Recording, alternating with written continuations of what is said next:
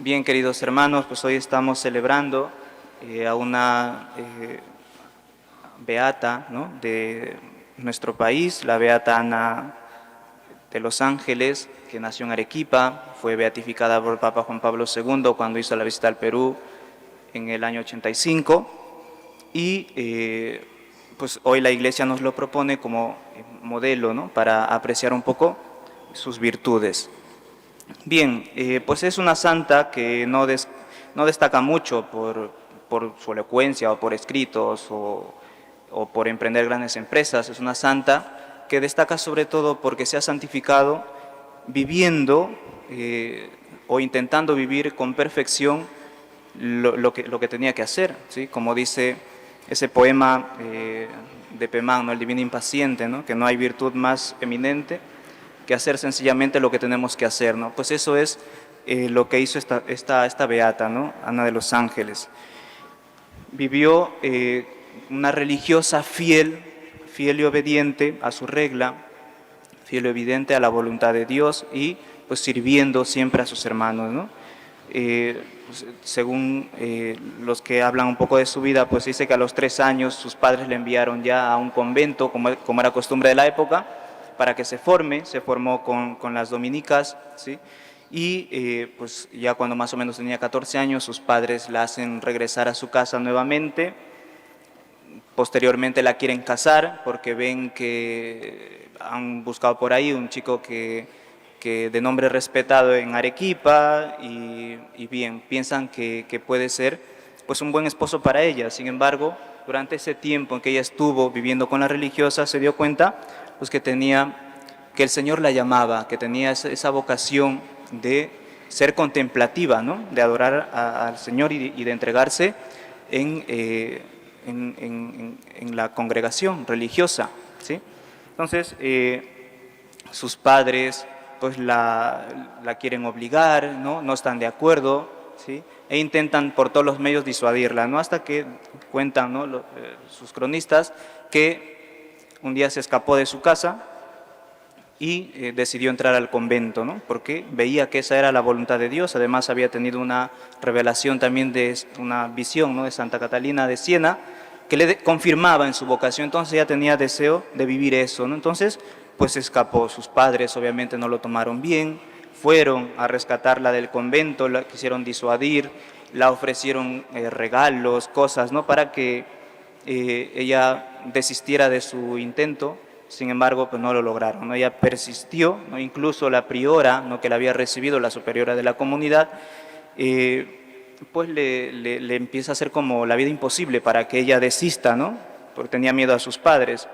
Sin embargo, ella permanece fiel, soportó esa prueba con persistencia, con paciencia, ¿no? Y al final, pues terminó ingresando como novicia, ¿no? Hizo su profesión religiosa y durante ese tiempo en que hizo su profesión religiosa fue para ella pues el tiempo más duro de su vida, ¿no? Porque en primer lugar estuvo pues un poquito formando a las novicias, ¿no?, cuando ya llevaba algunos años, pero luego la eligieron como priora, es decir, como aquella que dirija el convento, ¿no? Entonces ahí fue cuando recibió su mayor cruz, se podría decir, ¿no? ¿Por qué? Porque el monasterio se había relajado un poquito. Ustedes saben que el demonio se quiere meter en todas partes, ¿no? Entonces la vida dentro del convento como que había dejado de vivir los consejos evangélicos, ¿no? La pobreza pues no se vivía tanto, ¿no? A veces lo que ingresaba de la familia o de lo que sea, pues hacía que uno se relaje un poquito en vivir la virtud, ¿no? O la desobediencia. Habían algo de 300 personas en el convento, de las cuales solo 100 eran propiamente religiosas, las otras eran pues o donadas o sirvientas, ¿no? Entonces, pues no se vivía tanto la virtud. Entonces ella tuvo que ser reformadora de ese convento, ¿no? Y ese fue su trabajo. Y es difícil, ¿por qué? Porque se trata de enseñar a los demás, ¿no? Obviamente viviendo uno mismo, pero eso muchas veces no es valorado y se recibe críticas. Y ella, por parte de muchas monjas, recibía muchas críticas, muchas ofensas, ¿no? La trataban mal, si no la querían por eso, ¿no? Sin embargo, ella no desistió siguió viviendo o enseñando a los demás a vivir con fidelidad a la regla, ¿no? A la regla del convento, a las normas que estaban establecidas, para intentar vivir la virtud, ¿no? Y en última instancia para santificarse, ¿no? Porque uno se santifica haciendo lo que tiene que hacer, ¿no? Donde Dios lo ha puesto a uno. Y ella con esta idea pues intentaba ayudar a las demás hermanas a vivir la virtud, ¿no? Pues bien, recibió muchas críticas, ¿no? Y no fue muy valorada, pero bueno, pasaron los años, logró, pues gracias a Dios, ¿no? Que ese convento se reformara un poquito, ¿no? Cuando terminó sus años ya de priora, pues la vivencia pues no era la misma dentro del convento, ¿no? Luego, pues sus últimos años, esta religiosa la pasó postrada en cama, sufrió de ceguera, sufrió muchas enfermedades, estaba pues prácticamente tendida en su cama, ¿no? Y eso para ella era de mucho dolor, de mucho sufrimiento. ¿Por qué? Porque causaba incomodidad en los demás, ¿no? Uno cuando está enfermo necesita atención, ¿no?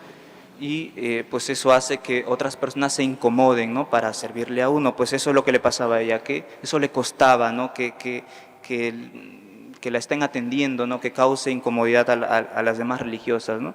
Y así terminó sus años postrada en cama y ofreciendo su sufrimiento al Señor, ¿no? Pues esta es su vida, ¿no? De esta beata que hoy día estamos recordando, ¿no? Que supo vivir en obediencia a la regla a la que había prometido fidelidad, y sobre todo vivió con fidelidad sus consejos evangélicos, ¿no? Y eso es lo que podríamos rescatar de su vida, ¿no? Los consejos evangélicos son la pobreza, castidad y obediencia, ¿no? Que nuestro Señor nos ha enseñado y que son medios muy eficaces para llegar al estado de perfección. El Señor ha dicho: no sean perfectos como su Padre Celestial es perfecto, ¿sí? Y el modo más fácil, se podría decir, para alcanzar esa perfección, pues le ha enseñado el mismo Cristo, viviendo Él pobre, viviendo Él casto y viviendo Él en obediencia, ¿no? Y eso es una de las cosas que se ha vivido desde los comienzos de la Iglesia, ¿no? Muchos santos o muchas personas, ¿no? Que han entregado su vida a Dios viviendo esto. De hecho, actualmente todas las congregaciones, todos los religiosos hacen estos 3 votos de castidad, pobreza y obediencia, ¿sí? Una entrega radical a Dios, porque es confiar totalmente en Él, ¿no? La pobreza, pues a imitación de Cristo, ¿no?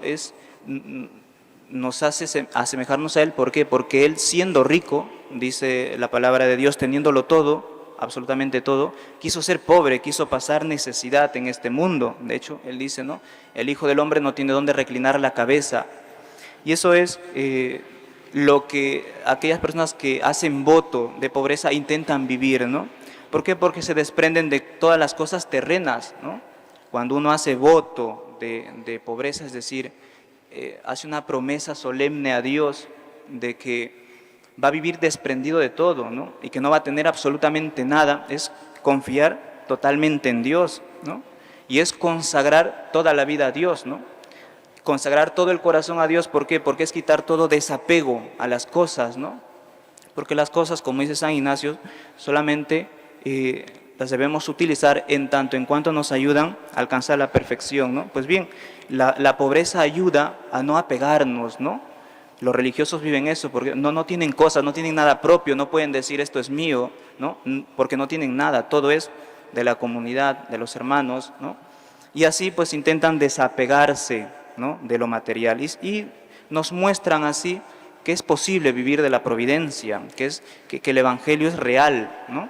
Que sí se puede vivir sin tener apegos, ¿no? Nuestro único apego tiene que ser el Señor, y eso es lo que vivió también esta beata, ¿no? Entonces, la pobreza pues nos ayuda a vivir con lo necesario y nos enseña a estar prontos a Dios, porque cuando uno está apegado a algo, pues cuando Dios le pide una cosa que de alguna manera le exija, ¿no? La entrega de ese algo, pues cuesta, y uno muchas veces no está pronto, ¿no?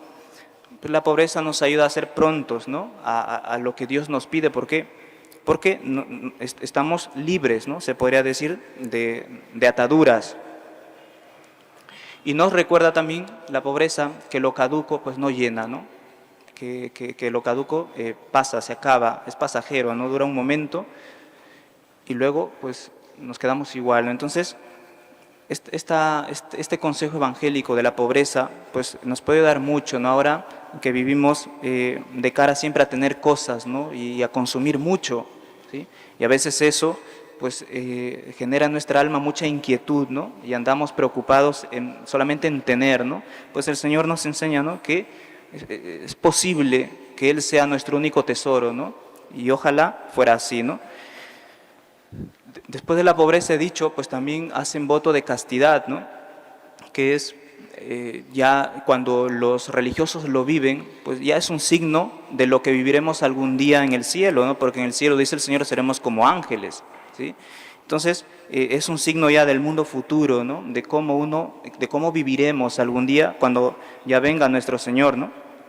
Y pues lo que hace esta virtud de la castidad, pues coloca en el centro de la vida afectiva a Cristo, a Dios, al Señor, ¿no? Es el centro del corazón, ¿no? Y eso implica pues consagrar toda la persona, ¿no? No es que la sexualidad de la persona quede como anulada, ¿no? Sino que se encausa, ¿no? Se ofrece, queda consagrada, se eleva, ¿no? Porque la gracia eso es lo que hace, ¿no? En la naturaleza del hombre. Y cuando pues, se consagra en castidad perfecta a Dios, pues lo que hace es ofrecerse totalmente, ¿no? A veces nos cuesta entender eso, ¿no? Nos cuesta entender que pueda haber amor sin una donación total, sin exigirse necesariamente pues, la expresión sexual, ¿no? A veces, como estamos tan imbuidos, ¿no? en lo que vemos, en lo que nos enseña el mundo, pensamos que no es posible amar sin eso, ¿no? Y pues, el Señor nos dice que es posible, ¿sí? Y los religiosos, religiosas consagrados, laicos consagrados, pues nos dan muestra de ello, ¿no? Que es posible entregarse de verdad a Dios y al servicio de las almas, pues ofreciendo, ¿no? Toda nuestra persona, ¿sí? Incluso la sexualidad de cada uno, ¿no? Obviamente que cada sujeto ama según su condición sexual, eso es obvio, ¿no? Uno como hombre pues tiene ese deseo de proteger, ¿no? De cuidar, ¿no? Y una mujer pues tiene esa dimensión afectiva, ¿no? Como rasgo característico, ¿no? Pero pues eso queda como consagrado, ¿no? Y ofrecidos a Dios, ¿no? Y por Dios a los demás. Bien, pues esta virtud nos ayuda a controlar, ¿no? Nuestros impulsos que muchas veces tenemos, ¿no? Impulsos sensuales, ¿no? Nos ayuda a dominarnos, ¿no? ¿Por qué? Porque estamos heridos por el pecado y todos tenemos tendencias, ¿no? Tendencias bajas, tendencias al mal, al pecado, a la impureza, ¿no? Y pues la virtud de la castidad y aquellos que hacen voto de castidad, ¿no? Que sea perfecta, pues mediante la ayuda de la gracia, claro, viviendo esto, controlan su naturaleza herida, ¿no? Y pues es un don también de la gracia de Dios, ¿no? También los laicos, los esposos están llamados a vivir esto, ¿no? No de un modo perfecto, pero es necesario vivirlo, porque si no, pues se empieza a instrumentalizar a la pareja, ¿no? Y entonces ahí es cuando vienen los problemas, ¿no? Entre esposos. Por eso, pues el Señor nos pide a todos vivir esto, ¿no? Algunos de una manera efectiva, ¿no? Como en el caso de los religiosos, y a otros de una manera afectiva, ¿no? Viviéndolo en el corazón, ¿no? En el caso de la pobreza viviendo desapegado de las cosas, en caso de la castidad, pues teniendo dominio de sí, ¿no?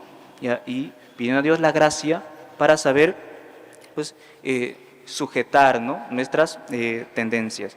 Bien, pues la castidad también libera el corazón, ¿no? Libera el corazón pues, de esas tendencias bajas para amar a Dios con un corazón limpio, con un corazón puro. ¿Sí? Y por último, la obediencia, que es de los consejos evangélicos más difíciles, ¿no? ¿Por qué? Porque es ofrecer algo que es de lo más profundo de nuestra alma, ¿no? Todo sujeto tiene dos facultades, ¿no? Una racional y otra volitiva, la voluntad y el entendimiento. Pues Cuando uno hace voto de obediencia o promesa de obediencia en el caso de los sacerdotes, pues lo que hace es esto, es poner esa dimensión que tiene en su alma de la voluntad de su querer, ¿no?, en manos de otro, que es en este caso pues puede ser el obispo, el superior religioso, ¿no?, para dejar que Dios nos guíe, ¿no?, para dejar que Dios pues mande en nuestra vida, ¿no? Se trata de someter nuestra voluntad, ¿no?, a la voluntad de Dios, como lo hizo Cristo hasta la muerte, ¿no? Nietzsche decía, ¿no?, que solo obedece quien no sabe mandarse a sí mismo, decía él, ¿no? Y lo decía porque él llegó hasta el punto pues como de endiosar la voluntad, ¿no? Y de ahí que para muchos pues su querer, ¿no?, sus caprichos sea pues la norma de su vida, ¿no? Muchas veces lo que yo quiero se tiene que hacer, ¿no?, porque lo quiero, por propio capricho, ¿no? Y se hace pues como en regla de vida, ¿no? Y sin embargo Cristo nos enseña lo contrario. ¿Por qué? Porque Él nos ha redimido con su obediencia y nos enseña que la obediencia es el camino de la salvación, ¿no? Y no menoscabe en nada la dignidad de la persona, porque algunos piensan que obedeciendo a Dios, obedeciendo a un superior, pues uno deja de ser libre, ¿no? Porque entonces, claro, tú estás sometido a otro, ¿no? Sin embargo, la obediencia, cuando se hace desde esta perspectiva, pues significa crecer en libertad, ¿no? En libertad, en la libertad de los hijos de Dios, de la que hablaba San Pablo, ¿no? Porque cuando uno más se somete a Dios, más obedece a Dios, uno más se perfecciona, ¿no? ¿Por qué? Porque elige el bien, ¿sí? Y el bien es el fin para el cual hemos sido creados. Por lo tanto, cuanto más elegimos obedecer a Dios, estamos eligiendo más nuestra propia perfección, ¿no? Porque solamente se perfecciona algo cuando consigue su fin, ¿no? Y si uno, obedeciendo a Dios, se acerca más a su fin, que es el mismo Dios, pues se hace cada vez más perfecto, ¿no? Por lo tanto, ama más el bien y se hace más bueno, ¿no? Pues bien, al contrario, cuando elegimos el mal, ¿qué pasa? Lo que vemos en nuestra vida, ¿no? Que nos vamos haciendo esclavos de muchas cosas, ¿no? Y cada uno pues, puede ver en su propia vida o en la vida de los demás pues las diversas esclavitudes que puede existir ahora y que existe, ¿no? Pues es lo que quiere el demonio, ¿no? Nos muestra pues una falsa realidad, ¿no?, de estas cosas, como algo amargo, como algo feo, como algo... Y lo que nos ofrece Él realmente es lo que nos esclaviza, ¿no? Y Cristo ha venido a liberarnos. Pues bien, esto es la enseñanza que nos dejan los santos, en concreto hoy día la Beata Ana de los Ángeles, y todas las personas, los religiosos, ¿no?, y también los laicos, las familias que intentan vivir esto, ¿no?, o aquellos padres que intentan enseñar esto a sus hijos, ¿no?, para que desde pequeños pues vivan escuchando, ¿no?, la voz de Dios, ¿no?, y sobre todo viviéndolo en su propia vida. Pues ojalá que también nosotros seamos testigos de esto, ¿no?, testigos de vivir como Cristo pobre, ¿no?, de vivir como Cristo obediente, ¿no?, como Cristo casto, y ser testigos de esto en el mundo, que el mundo vea que el Evangelio es creíble. Que así sea.